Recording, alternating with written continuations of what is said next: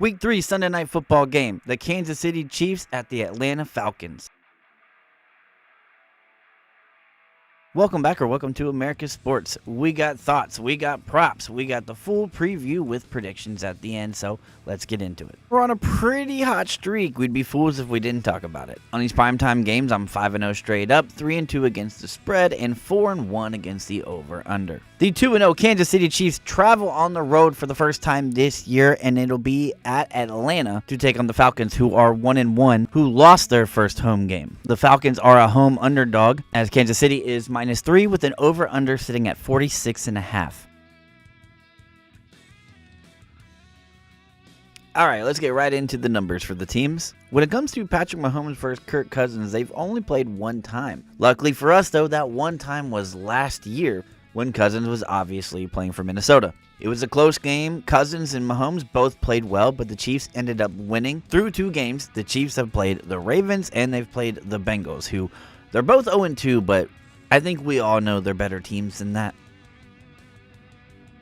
Atlanta has also been involved in 2 close ones, winning 1, losing 1. They beat the Eagles but lost to the Steelers in week 1. And when it comes to Atlanta, I kind of expected that. I kind of expected Atlanta to take a few weeks before they start getting rolling, just like the New York Jets. And I think the Falcons are starting to pick up the same kind of momentum. But through 2 games, the better offense has clearly been the Kansas City Chiefs. Kansas City getting 26.5 points per game, while the Falcons are sitting at 16 points per game. It's a pretty wide gap there. When it comes down to offensive yards per game, though, it's not that much of a difference. The Chiefs are getting about 14 more yards on offense per game, telling you that the Chiefs are converting when the Falcons have not. Now, week 2, they looked a lot better than week 1, so they're building upon that, and I definitely think their points per game and their yards are going to go up. I expect them to score more than their average. The Chiefs have 1 more sack. They have 4 total sacks. The Falcons have 3, while the Falcons have allowed for a lower QBR than the Chiefs.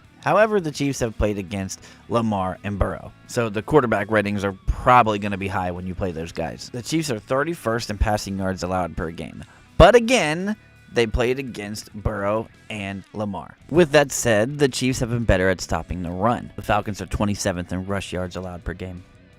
When it comes to the injury report, we've got the Chiefs just lost Isaiah Pacheco, a 6 to 8 week kind of thing. Hollywood Brown is still out as well.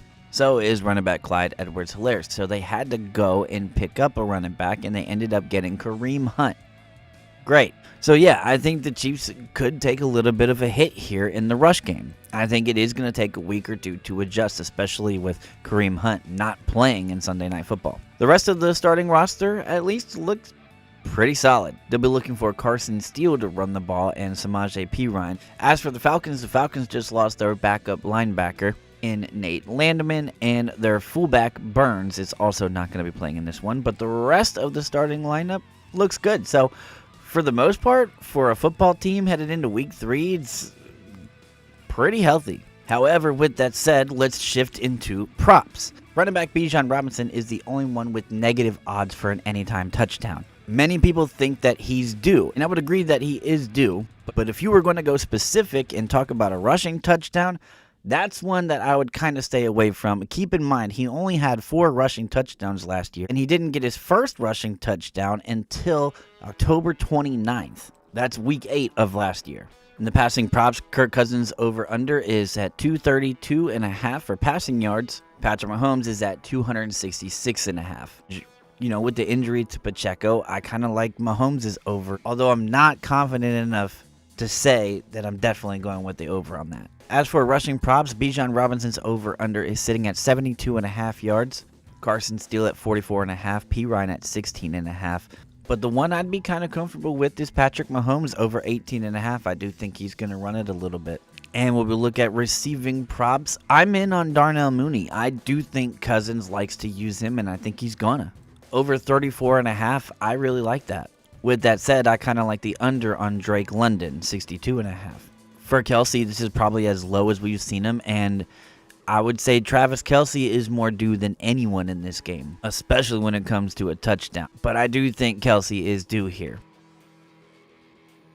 If you just went on their averages per game, though, you would like the under in this one. And you might just like the under anyway because it's Sunday Night Football. I think from here on out, we're going to see Atlanta play really good ball at home. Atlanta's identity has pretty much been a run-first offense over the last few years. I do think with them knowing the numbers of Kansas City's passing yards allowed per game that they will pass it more than normal, and they also saw what they could do with Kirk Cousins when he does get the chance to pass it a lot in the end of that Philly game. So I do think they're going to pass it a little bit more. But as I've said in my previous videos, the under is still king on primetime football until it's proven otherwise. I know that Atlanta is excited to get the chance, and I do think it's going to be a close game. It's hard to go against Kansas City until we see them get beat and beat convincingly. So the Chiefs win this one.